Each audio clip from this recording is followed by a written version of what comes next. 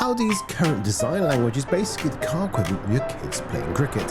Yes, technically they are different people out there, but from 40 foot away, yeah, I got no chance. Right, so this is the Audi Q4 e-tron, Audi's electric crossover that has just had an upgrade, which is great news if you looked at every other Audi SUV and thought, lovely, but instead of having an off-white, could I just have white?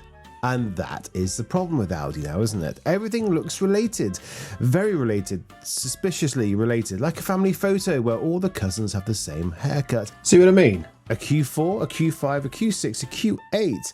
At this point, Audi's model lineup feels less like a range and more like a printer cartridge selection. Which, come to think of it, does offer a relevancy to the Audis of the old way, where they used to name them after sheets of paper. Yeah. Now, to be fair, the Q4 e-tron is a proper EV product. Audi says that the upgraded Q4 gets up to 368 miles of range, depending on the version, plus a faster DC charging, now up to 185 kilowatts. That's not very high now, is it? They're also saying 10 to 80% in around 27 to 28 minutes. Oh, how convenient. Which is bang in line with everybody else that isn't Chinese. Battery options, I hear you ask. Well, Audi says there are two different types, a 63 kilowatt hour gross, their words, and 82 kilowatt hour gross. So you can choose between sensible local life and sometimes I visit relatives and I claim to like. Performance, well, depending on the version, of course, the Q4 does 0 to 62 from 5.4 seconds to 8.4 seconds, which is called the accountant model.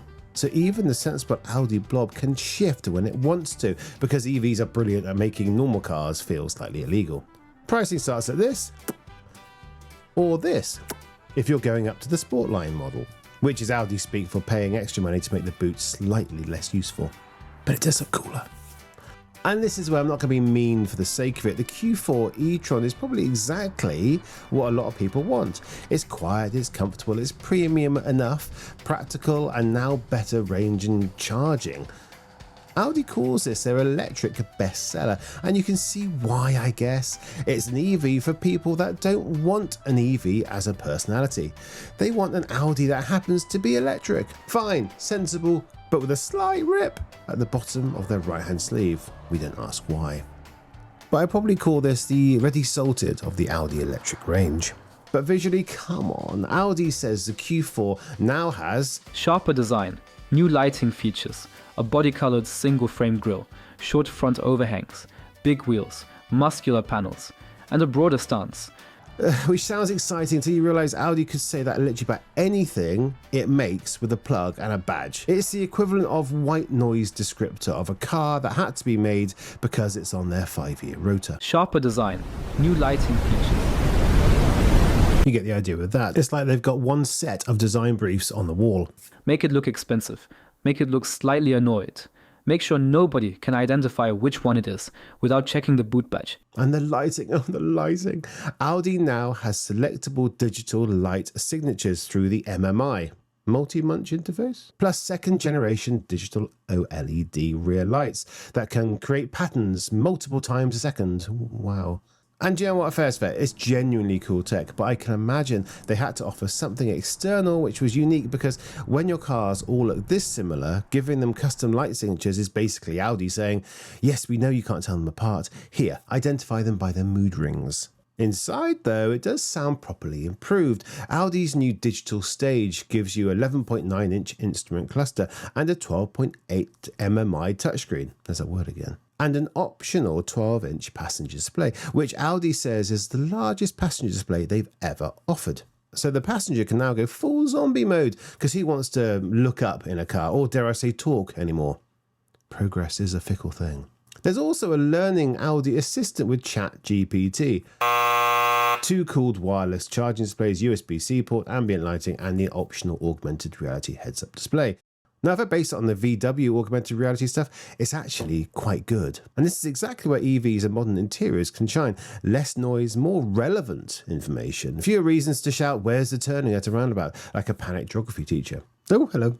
Practicality is strong too. Audi says the Q4 gives you the sort of space that's reserved for the full-sized SUVs, with loads of legroom and improved everyday usability. Now this bit is where Audi starts to make more sense, because the Q4 e-tron might look like every other Audi got resized in Photoshop, but it does the boring stuff really, really well. Space, range, charging, comfort, quiet.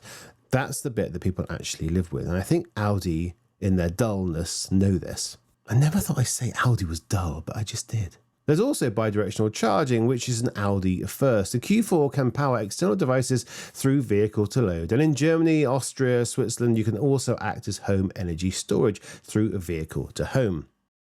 That's also genuinely useful. Charge your e-bike from the boot, power stuff at camp. In some markets, help your house use stored solar energy. That's proper next generational ownership stuff. That's the kind of things that EVs should be doing.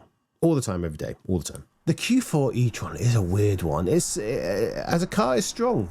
As an EV, it's better than ever before. As a piece of design differentiation, it's wearing the same cricket whites as the rest of the team. And that right there is Audi's problem. The engineering is there, the tech is there, the brand still has weight, but the lineup now feels like one car being gradually zoomed in and out of.